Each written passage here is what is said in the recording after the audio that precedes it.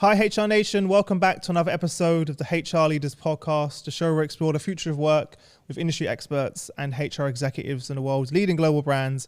On today's show, I'm joined by Sarah McGowan, Senior Vice President of Global Talent, Leadership and Diversity at Ahold Delhaize. Welcome to the show. How are you? Thank you. I'm really excited to be here. It's nice to speak to you. It's quite rare that I speak to someone from Ahold Delhaize that's not in Europe. Yeah. It's synonymous as a big European company. How did you first come across the business? Well, actually, 60% of our business is based in the US. Really? I didn't even know that. Yeah. Wow. Yeah. So we own multiple brands. We're a company of brands. Started in Europe though, right? Or am I just going crazy? A lot of them are in Europe. Yeah. We have brands in the Netherlands, Belgium, Serbia, Romania, Greece. Wow. And Indonesia. And then 60% of our business is in the US with brands like Stop and Shop, Food Lion, Hannaford, the Giant Company, and Giant Foods. Before we go any further, tell everyone a little bit more about you and you personally, professionally, and your journey to where we are now. Yeah. So I have worked with Ahold Delhaize for just about 22 years. Whoa, just stop there. Just take a moment to breathe. Yeah. Wow, that's amazing. Not often we hear that, especially in this day and age. Yeah. It's interesting because I started as a management consultant. And so when I was a consultant, I saw all different kinds of industries. I was in automotive industry, I was in consumer goods, and I worked in financial services. I started my career at Stop and Shop. When I interviewed with Stop and Shop, I knew within, I'm not kidding, I knew within 5 minutes, retail was the place for me. Really? I love the pace of it. I love the innovation. And most of all, I love the fact that you really touch the customer, right? So you can walk into a store every day and see the impacts of what you're doing in that store. So it's a really great industry to be in. And then from an HR perspective, I started in HR. I started with management consulting and sort of the change management realm. And then I started with Stop and Shop in HR. And then I moved into the business and I moved back and forth in and out of the business and in and out of HR. So I'm like a living example of a career lattice versus a ladder. I was very intentional about wanting to learn more about the business. I actually moved from HR into a strategy role and got my MBA at the same time. Back into HR, worked in operations as well, and then landed in the HR sort of expertise realm. Yeah. So you're one of the few people I get to speak to who actually chose to work in HR. Yeah. Oh yeah. I love it. I love everything about it. I absolutely love the business side. I'm a very business oriented HR executive. But I really see and believe in the value of people. And people are really what grows a business. Focusing on the growth of people, you'll focus on growing your business. And that's always been my passion. For those that are on their journey, what value would you attribute to moving outside of the function? You get to see the business from a broader perspective. I think sometimes in HR, one of the risk points of being in HR for your whole career is you tend to become very focused on HR interventions. You start speaking in a different way and speaking in a way that the business maybe doesn't always understand. And so being able to really live in the business and see what's happening, how the business is growing, and then you can really develop better interventions and learn to speak like a business person versus an HR program designer. Is that also why in a previous conversation, you said to me that you always focus on, so rather than focusing on salary, title, grade, etc., you've always focused on the leaders you've worked with? Explain a bit more of the rationale behind that. Yeah. So, I've been very intentional in my career. I've known what I want to do at each step of the way. There have been maybe one or two times where I was moved into a job that I was sort of like, maybe that's okay. But generally speaking, I've been incredibly intentional. And there are two things that I really look for. One is, what skills and experience can I build when I go into an assignment and on my way to, where I really want to be long-term. And the second is the leader that I work for. So I always wanted to work for leaders who were a lot better than me, a lot smarter than me, where there was a big skill gap where I could really learn and really hunker down and say, I'm gonna get something out of this experience in this job. And I wanted to find leaders that were different than me so I could learn from them. What do you think that drove that? Because most people, I did this, I kind of just sat, and many people just wait until you get that tap on the shoulder. Yeah.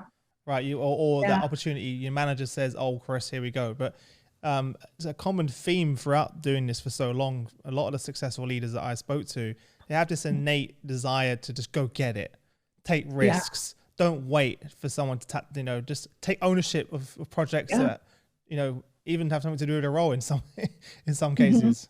I mean, I think for me, I've always known that sort of that HR expertise realm was something I wanted to do, but I always had, and I still have, this innate curiosity and wanting to learn more and do things differently and see things from a different angle.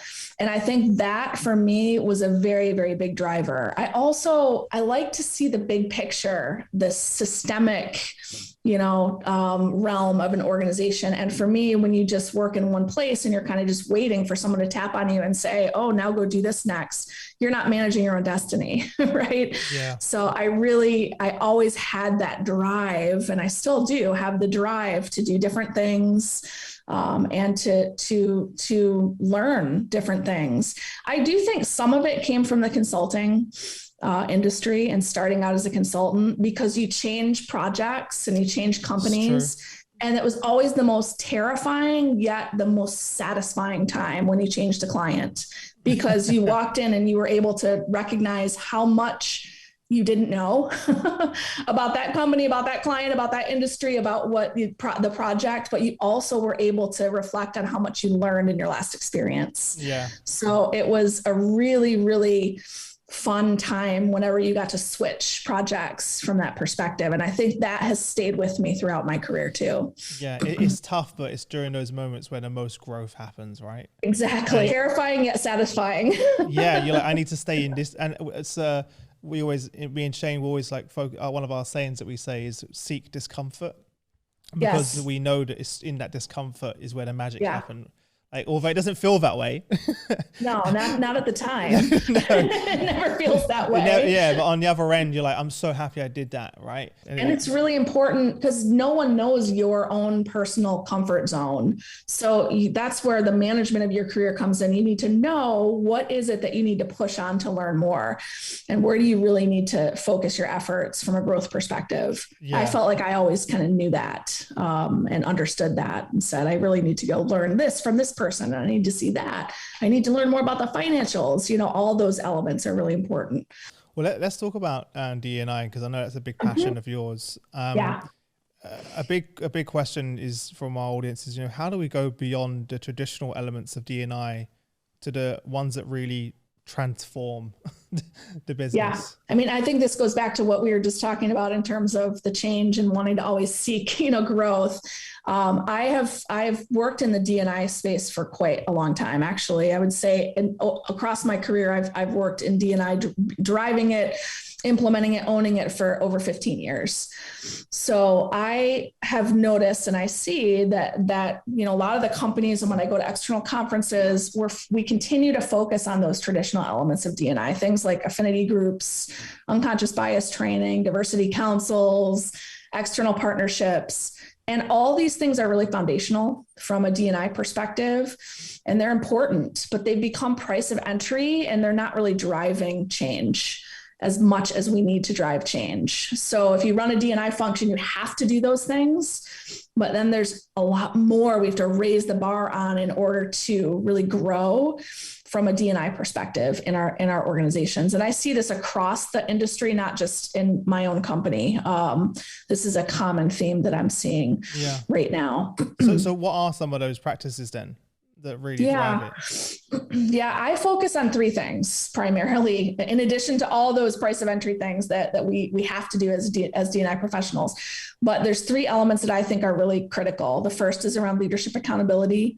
The second is around predictive data and really understanding your D&I data and being able to predict what you need to focus on. And the third is inclusive leadership versus unconscious bias. And I can talk about that a little bit more if you're interested in that. Yeah. So I'm very, very passionate about that. Let's start with the first one and work our way through then. What does that look like? What does it consist of? Where do you start? With leader accountability. Yeah. What does that look like? Yeah, I mean, I think this actually is far more basic than what we give it credit for. So a lot of times when we talk about accountability, we get in these very complicated discussions about targets and, performance management and all of these elements. And for me, what I've really seen work very well with leaders is establishing sort of a reporting cadence and a reporting machine around D&I. So just like business leaders manage their business, they look at a P&L, every week, every month, every quarter, every year. That's exactly what you need to do with D&I. You have to build the same kind of machine. When you're looking at your D&I KPIs around representation, around hiring rates, around promotion rates, around retention rates, you bring that level of focus and attention to it. And that needs to come from, the top of the company, the CEO. We have a phenomenal CEO in Franz Mueller who really drives that within Ahold Delhaize, which is very powerful. And you make it part of the language, part of the way the business speaks about D&I. And that, I believe, drives accountability more than anything else that you can do. Is that linked back to the way they're compensated in any way? Just out of curiosity? At this point, it's not for us. And I don't know that's really, the only way to go. I think that is something that companies do.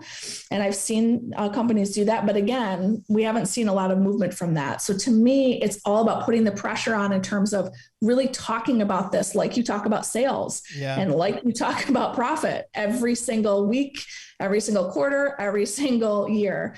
And putting it in the spotlight in the same way that you manage your business. Yeah, kind of links quite nicely to the second point you made about the ROI. How are you measuring all of that? Is it for a specific piece of software? Is it Excel? What does that look like? We have D&I data dashboards. For D&I specifically, we have data dashboards that help our leaders see, where they're at from a performance standpoint.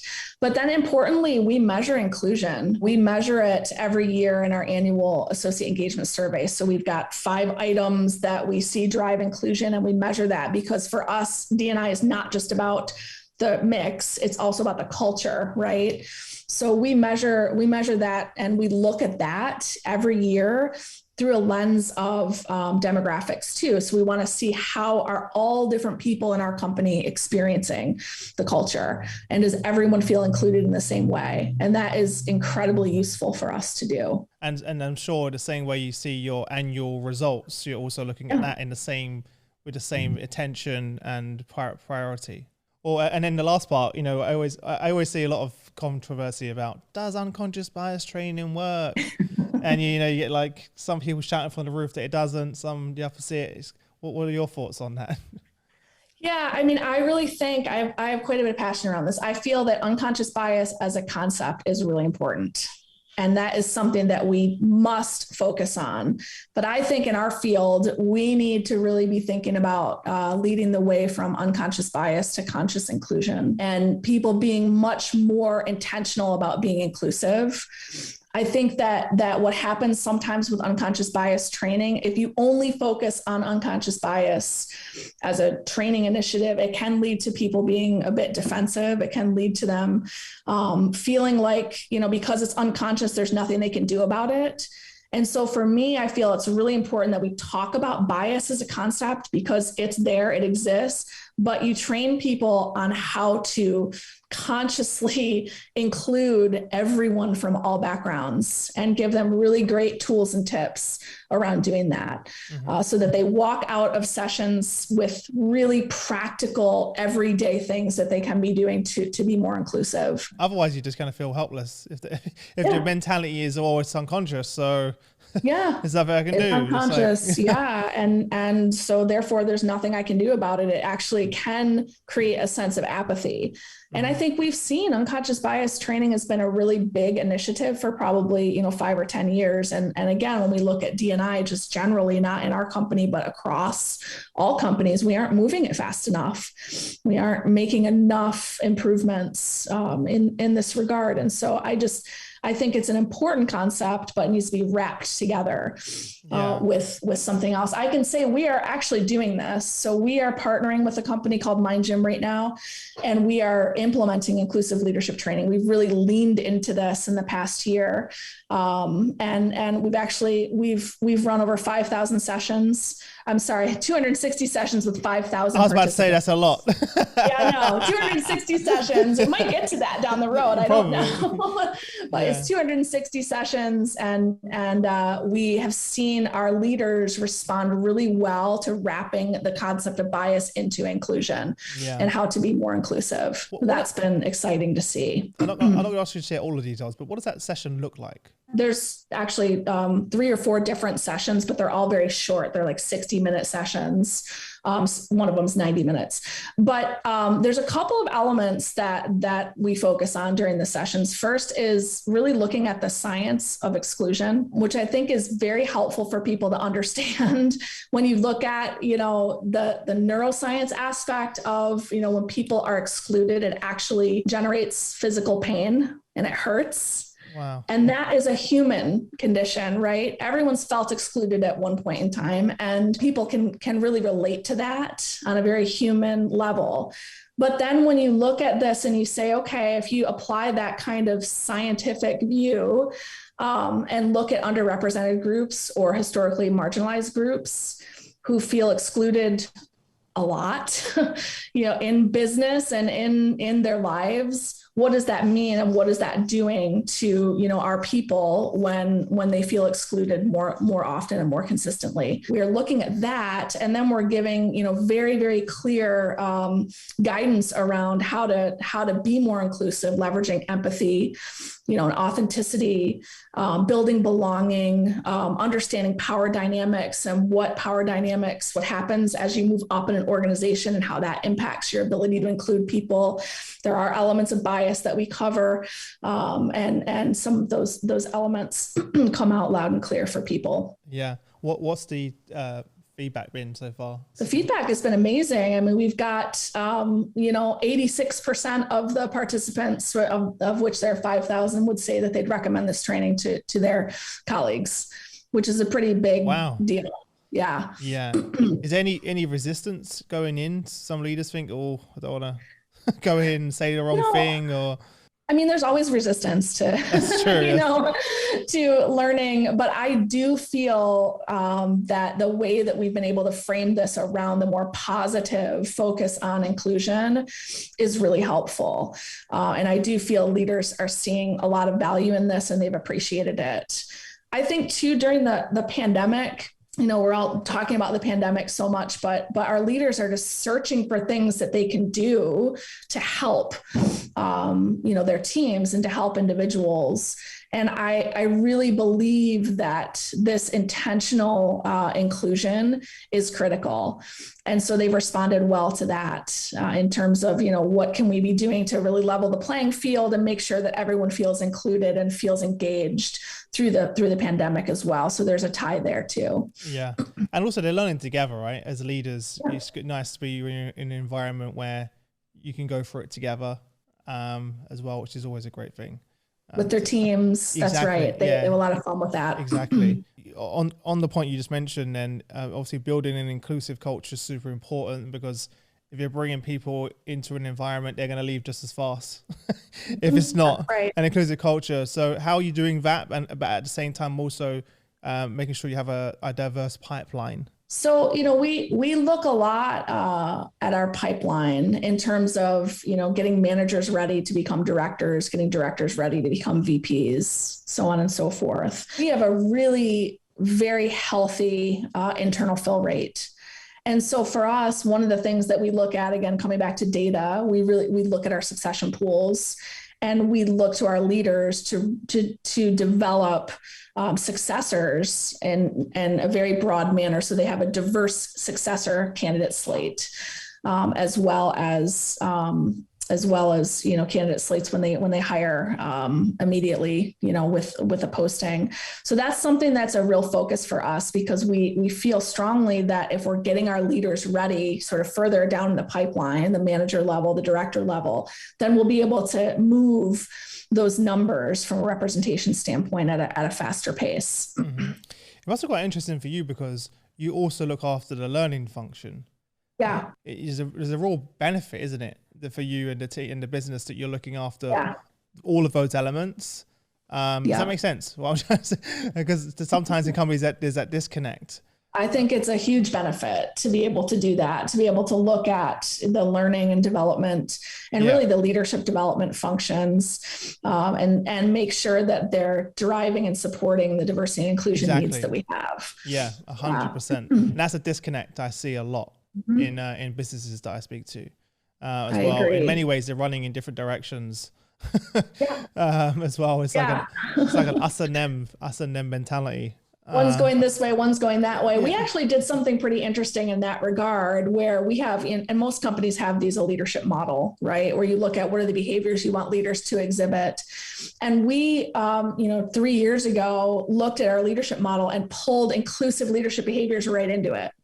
So that instead of this sort of siloed approach around, okay, you have leader, behaviors, and then you have inclusive leader behaviors. No, it's all one and the same. So we're able to pull it together. So I think that's a great example of where you can, really see benefit in these functions being together versus separate.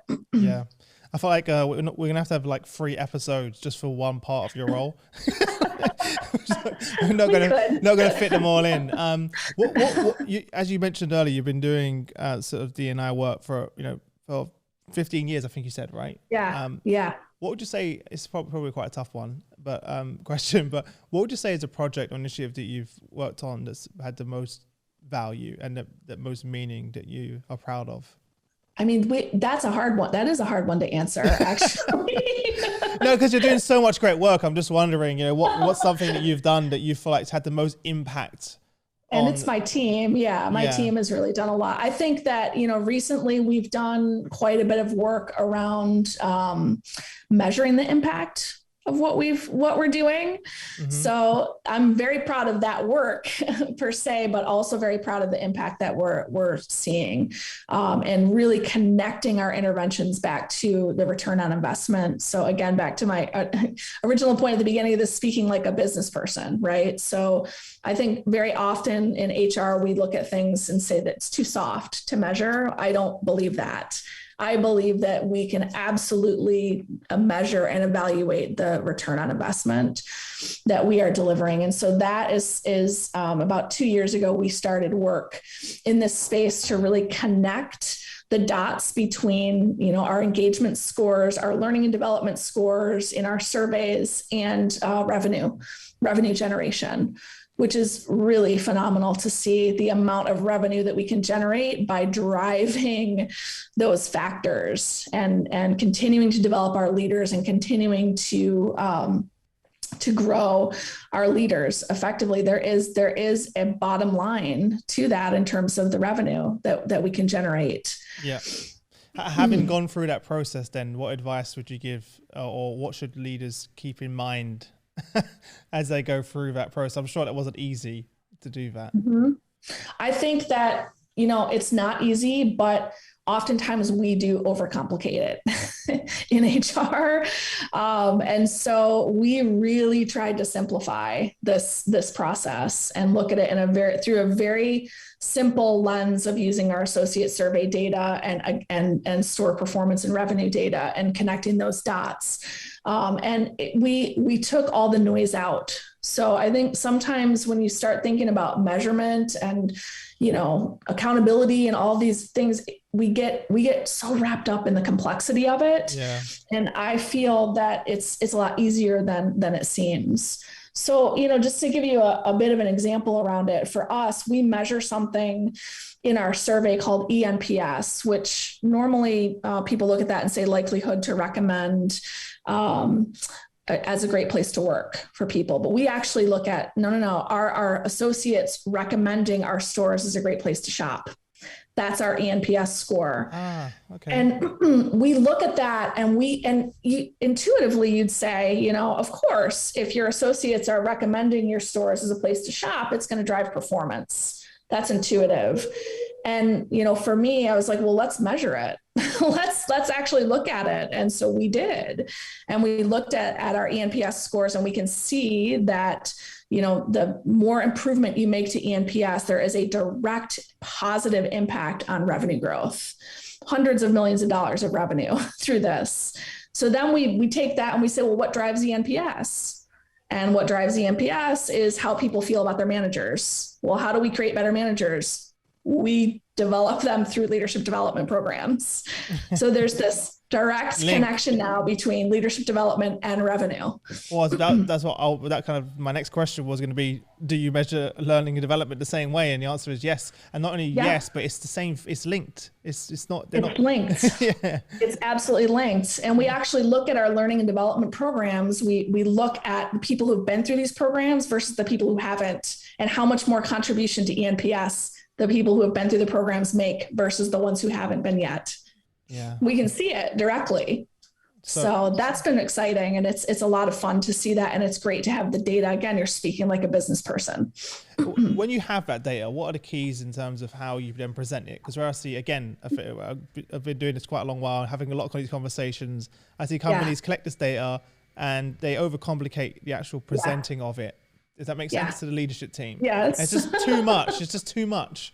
And they fail to be able to connect it with a business problem or, I'll stop talking. I could not agree more. It comes down to simplicity. I mean, the study that we did on the ENPS and revenue generation, we put on one page. One page. Oh, right. Okay. One page. Here are the levers, and here's what the output is. And, using the business language to connect with the business so that they can see, okay, there's a connection here. And it's not going through, 65 pages of a PowerPoint presentation saying, here's how we got there. It's just, this is it.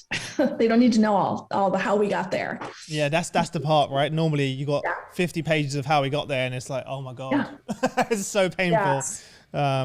Yes. I often use the analogy with my team and my team, when they listen to this, will laugh, because I often use this analogy of driving a car, right? And we in HR, we're the mechanics working on the engine, right? And the leaders are the drivers. And so when you're talking to someone about driving a car, you don't need to go into every single little teeny tiny detail about how the engine is built, right? They just need to see, this is how I drive the car. And I've got a dashboard and I'm good to go, And so that's the analogy that we use a lot, because sometimes we present the engine and the business isn't thinking about the engine. They're thinking about driving the car. So how do I just get from A to Z in the car? I love that. You got to learn the hard way sometimes with that one. You do. I have. We all have. Yeah. Me too. You think the more you give, the more chance, and it's the opposite. You just, I love the example, by the way. It's right. Well, listen, before I let you go, firstly, thank you so much for coming on the show. It's been a real pleasure. I love your energy as well. I can feel, like when I asked you what's something you're really passionate about, you immediately, your energy just, so you're clearly doing the right thing. You're in the right role. I love what I do. I love, anything to do with D&I and learning and leadership development. It is my passion. So and you've always known that, which is so cool. Not many people go through life knowing that this is what they love and live it and get to live it. So that's pretty cool. I've been very lucky in that regard too. Well, now you've got all of it. Before I let you go, if there's sort of a parting piece of advice you give to leaders, what would that be? And then where can people connect with you personally if they want to reach out and say hello? The advice that I, often give to people, again, keeping it very simple, is when you're developing programs or thinking about strategy, that you put yourself in the shoes of whoever you're developing it for. Being able to look at things from their vantage point, that the formal term for that is perspective taking.